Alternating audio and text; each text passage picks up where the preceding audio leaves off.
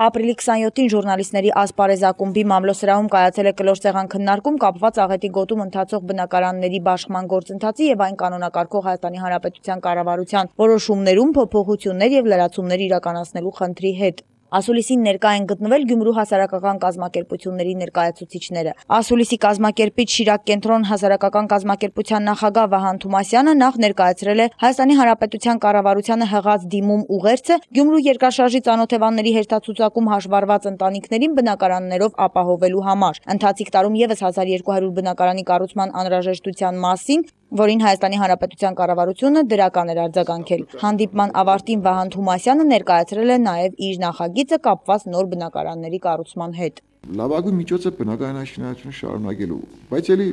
մեծ ձեռքբերում է, որ ՊԳԲ-ն դուրս հանվեց,